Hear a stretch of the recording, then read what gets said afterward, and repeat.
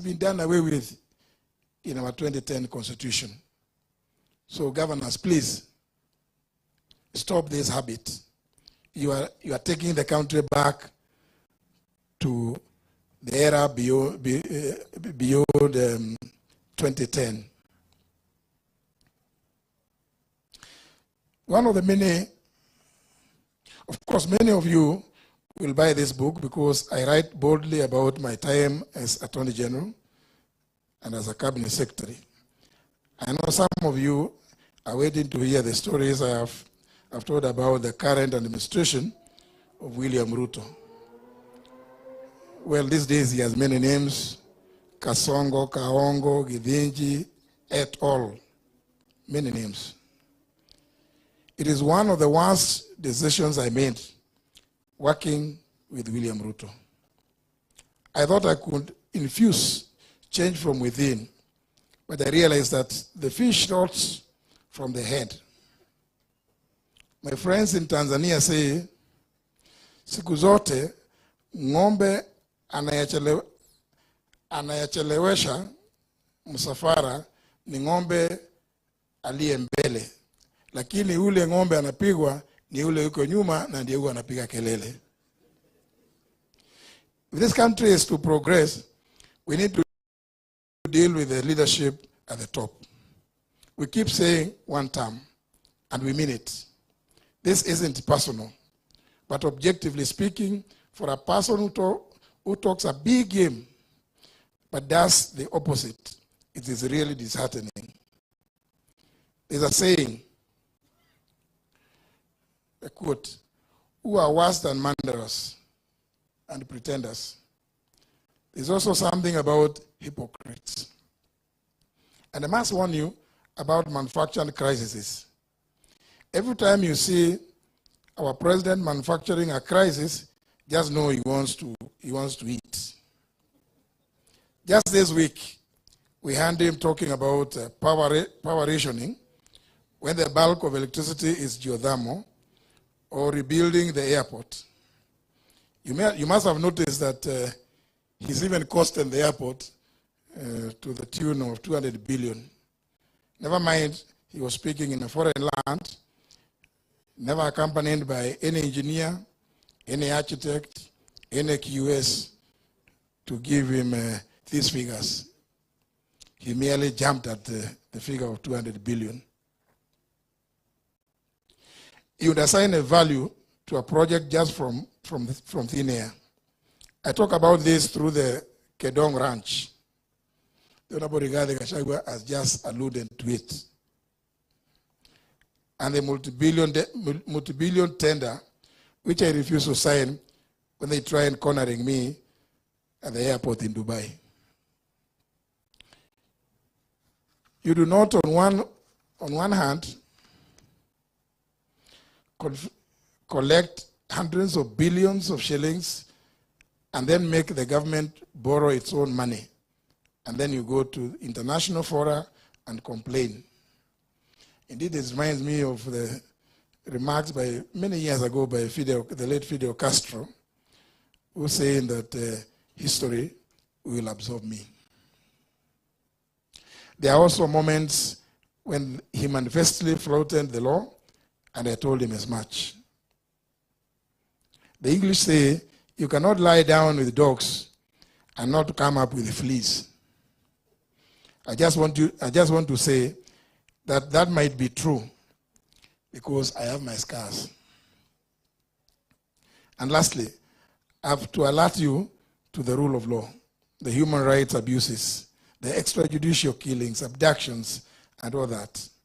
You do not import mercenaries to conduct human rights abuses in your country or subcontract reprisals to foreign countries or gaslight your own people for calling you out. You do not run an abduction squad in your own country. These are things we need to deal with. Finally, I explore my drama, my dreams. What future do we want? What future do you want for your children? Do you want to see them despondent, being killed in the streets, being abducted, in broad daylight, being gaslit for fighting for their rights. When I worked with this government, I thought we were issue-based. But now, tribalism and corruption is on the up. I believe in the rule of law and a government that has respect and treats Kenyans with dignity. If I keep talking, I'll be reading the book for you. I don't want to spoil it for you. Read it. Make up your own mind about the book, the content, and about me. And then decide what you can do about it. I hope you come to the conclusion which my good friend, Honorable Wamalwa, has said, one term.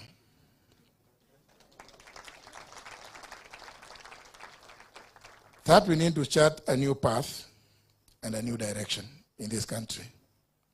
You read it, enjoy it, and I hope you buy some copies for your other friends and also for libraries in your locations. Thank you very much, ladies and gentlemen, for listening to me. And I conclude by saying that I am extremely happy that our good friends from the Frederick Newman Foundation, Judy Kaberia, is also with us. I know at the foundation they do a lot of governance issues, just like several other foundations do. Thank you, Judy, for standing with us. Ladies and gentlemen,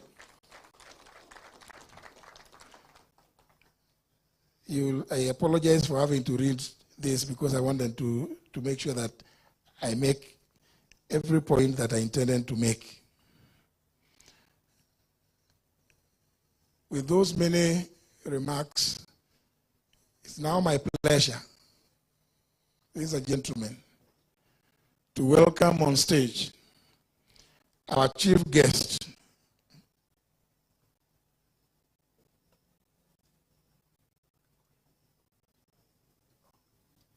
sorry, I'm also told that my very good friend, other very good friends as well, have arrived.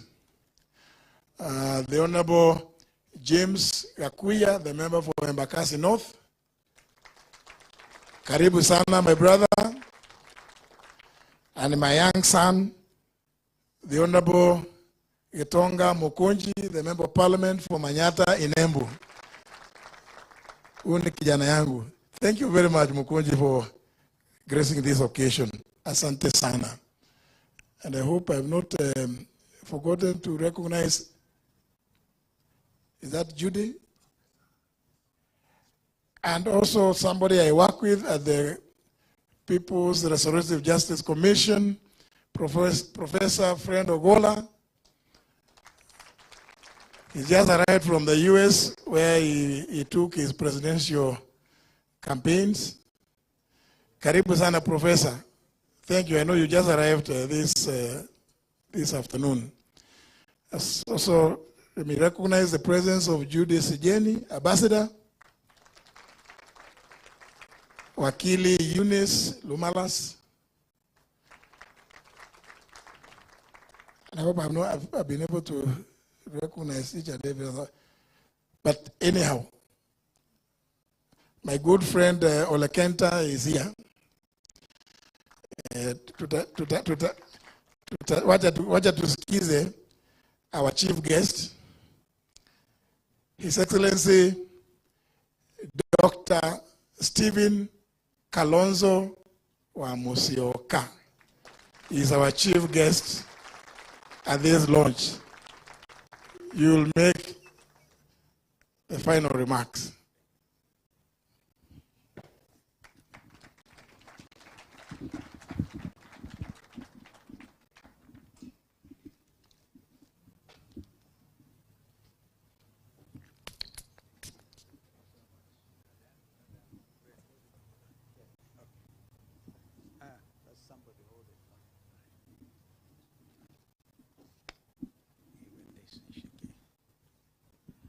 Thank you.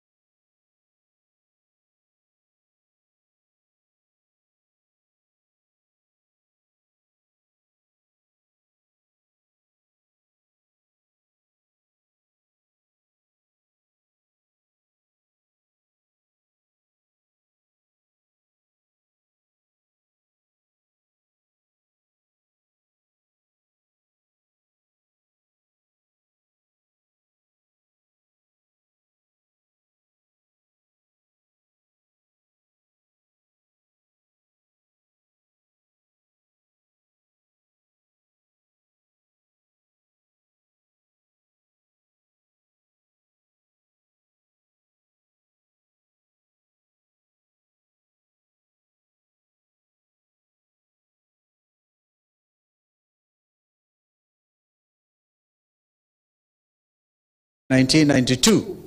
And then I went for an IPU conference, somewhere I think in Togo. And we wanted the late Joseph Muliro. How many of you remember Joseph Muliro? He was assistant minister one time for foreign affairs. And we wanted him to join the 9-member committee of parliamentarians from all over the world dealing with matters to do with climate change. And so we had some formidable challenges from that region, some of them claiming authority of their speakers. And I coined afresh. I said, in business, you don't get what you deserve. That is generally said. You get what you negotiate. So I learned that and applied it with President Kibaki. We negotiated by being 10th vice president. But that is part of the history. But I also learned another useful tactic. And I think that is what this Kenya Kwanza administration has been applying. And that was that in order to get Joe Muliro appointed as a member of the IPU Committee of Parliamentarians on Climate Change, we realized that our competitors had no time for us, and so they didn't care about the qualities, the qualifications of Joe Muliro. So I said, as the leader of the delegation, because as deputy speaker, we'll apply the following formulation. If you cannot really dazzle them with brilliance, then baffle them with bullshit. There's a lot of bullshitting around. And because that is what really is holding this country at ransom. And it's all written and elaborated under this wonderful, wonderful work of art, as Rigiji put it. First of all, JB is summoned by J. Muturi, who wants a meeting of the Speaker of the National Assembly, the 11th edition, and calls him and say, JB, can you come to State House tomorrow? He didn't say, he said, what time, Mr. President? Then he said, you contact Jay, you'll arrange the logistics and the time. So JB shows up, the Speaker of the National Assembly.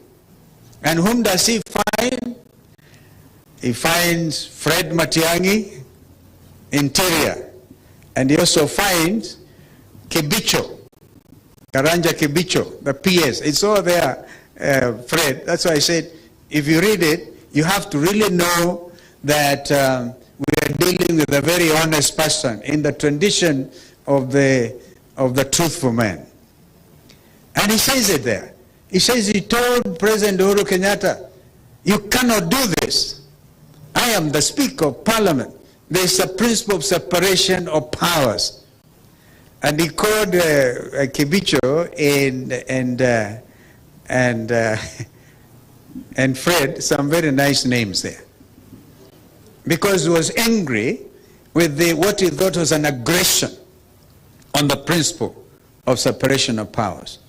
He does the same, and of course others also at the time in the book, if you read, where, for example, you see, we are making him look like a wonderful person, but the human being in JB had to face the role of Mr. Njeru.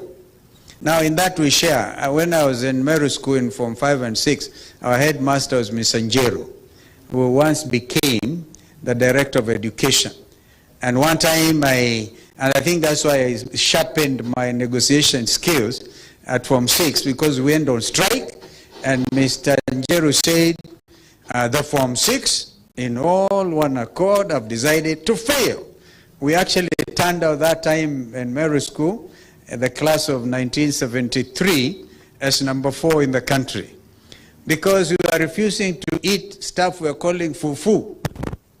But we had given Mr. Njeru a nickname of Mr. Amin. We call him Idi Amin because the way he used to walk, and he was, students always deal with their head teachers. Now, Mr. JB's Njeru accused him of teasing girls and pinching them. I don't know, JB, in your years at the university, or before you went to university, if that was your characteristic. These days it can constitute a very serious offense for which men actually get impeached, not in Kenya, in other places of the world. So he lays it bare, including the role he had with his Mbere clansman who spoke here, Lenny Kivuti. Serious rivalry at their level. One region or whatever. He had actually also changed his name. Read that book. It's an amazing work of art. But he actually then says there, I will not sign it. That was JB. It is out there. And they say, release my son. We have seen the story of Leslie. So JB, when you write your next book, and I want to agree with my brother Rigiji, let us go through this season. Because it's a very, very important season, pregnant with all types of expectation. And when, God willing, we get to Canaan, you will then have time to read to write a wonderful thing. I want to read a book written by Rigiji, because he has written a very nice chapter already. He is a senator. He paid his brother in kind. I don't know how many deputy presidents world over would be able to stand up and get a president to go down when he's going to announce the names. And he actually gets them. That is the art of negotiation and also transparency. If indeed we are a government or a country that believes in the rule of law and democracy, then we have to be like Rigiji. I just come from Luo Nyanza.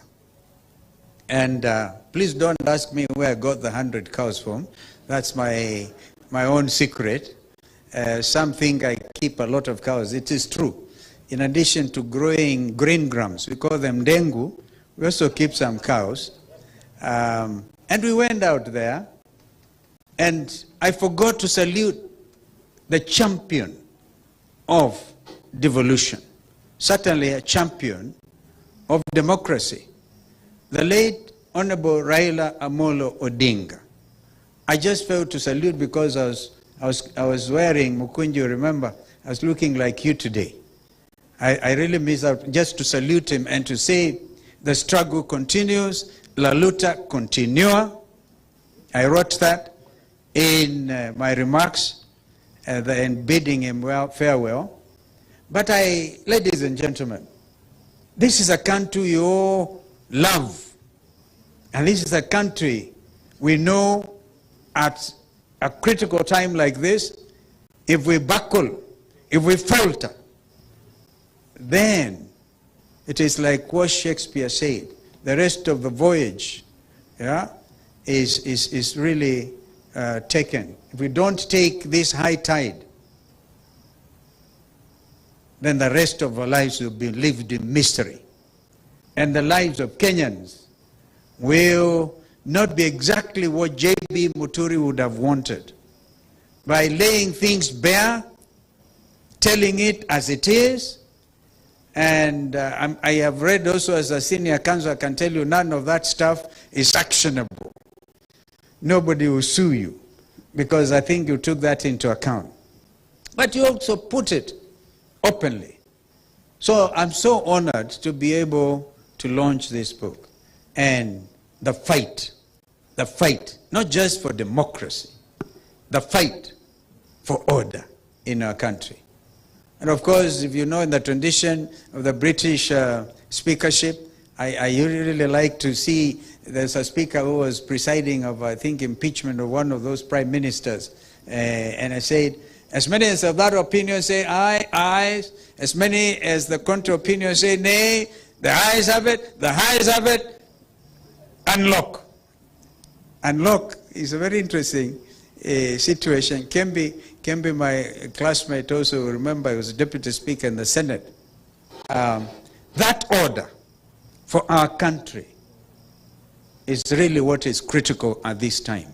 And I want to urge of all of us as we read this book to unlock our country, to realize that we cannot live in a country that believes in abducting his own children, And I think in one, he quotes that proverb, JB, in one of quoting that African proverb, when an hyena wants to eat his children, the hyena looks at them and says, "You smell like a goat." We must do whatever it takes. We do not have another time or anything to squander.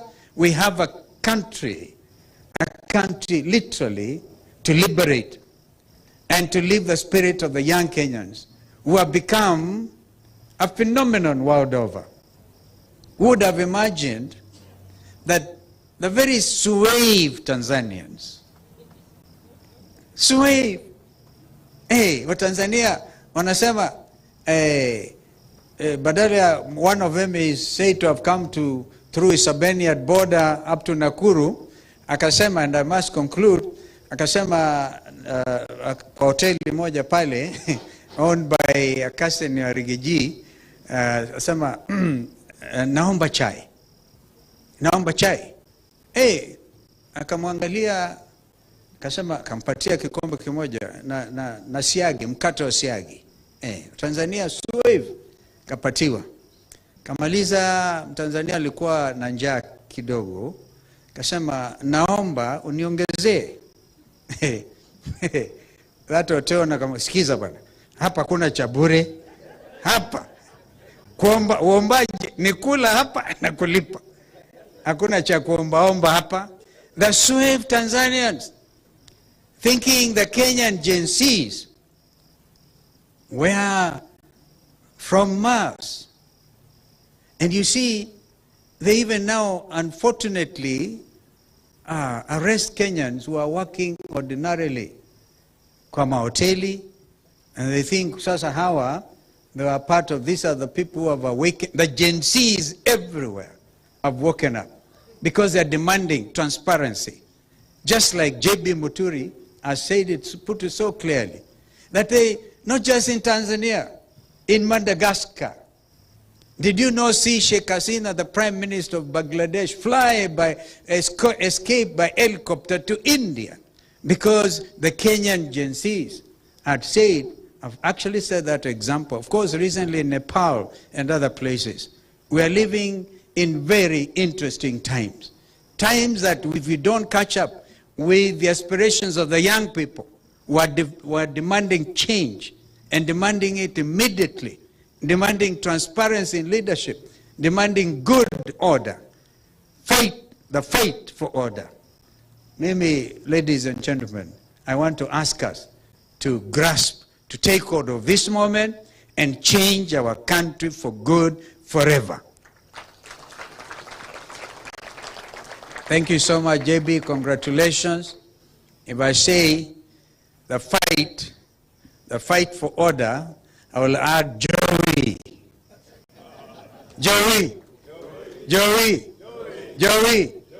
Yeah, you buffaloes. I'm a buffalo soldier. I hope if I've annoyed you, I do not ask for your forgiveness. In the spirit of JB. Asanteni sana. So we're happy to launch this book.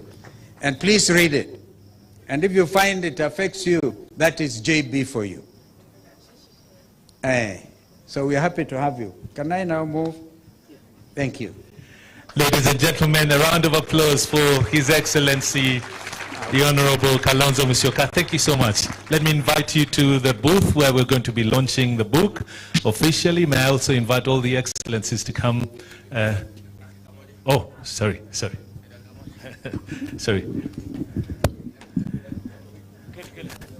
Let's give the Excellency Rigathi Gachagua just a moment before we launch officially the book. Kuna kitu moja nimesahau.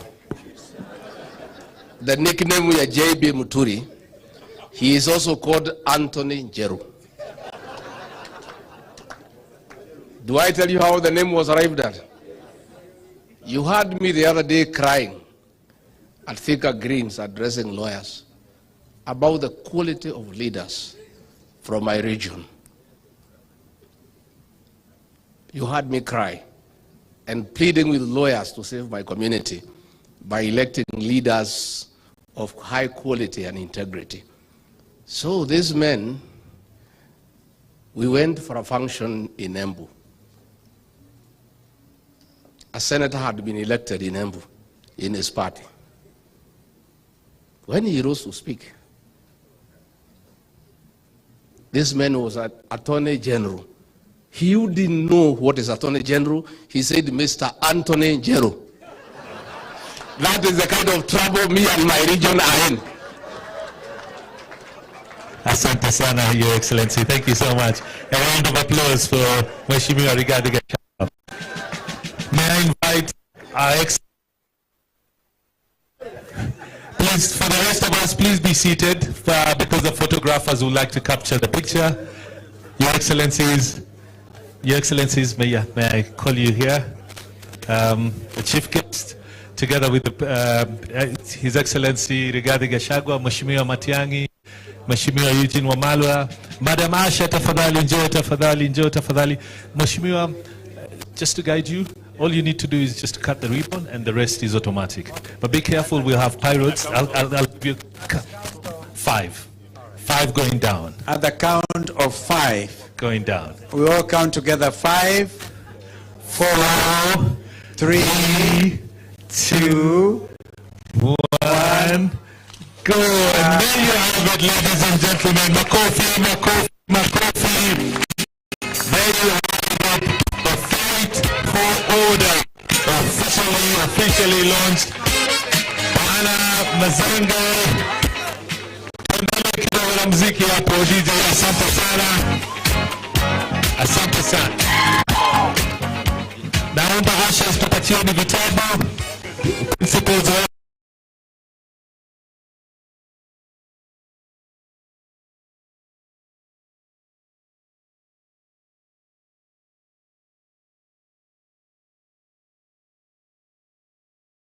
the portrait, yes, that was done. His Excellency Raila Amolo Odinga, President-elect, yes, was done by who? I don't know. You as truly. You as truly. just Immediately I saw that, because I was in touch with the chairman of the commission. We were, I knew what was happening. Yes. From the intelligence outpick. So we were sure that Raila had won. Be announced as the winner. So I gave money to Ayub Savula, and I asked him to go and prepare a portrait. Yes. In preparation for Raila's presidency. You must ask Kivuitu to announce the results. That was about 4. Yes, 4 there. 4 there about. 4:30 about. Yeah. So I asked this man, listen, I'm a small man. Yeah. How do I force a chairman of an independent commission to make an announcement in favor of you, of your team? I can't do that. And he said, my friend, then you don't know. Tell him. You don't know what you're dealing with. If Raila had insisted, he would have brought down Uhuru. He would have brought down his incumbent. Even this William Ruto, who thinks is headstrong, he playing tough. This one would have sent him back to Sugoi, I can tell you. If Raila had insisted to remain on the streets with sufurias and what have you. When the Gen Zs came. The Gen Zs came, we would have brought this man to... In fact, Prof. William Samoei Ruto was on his knees that time.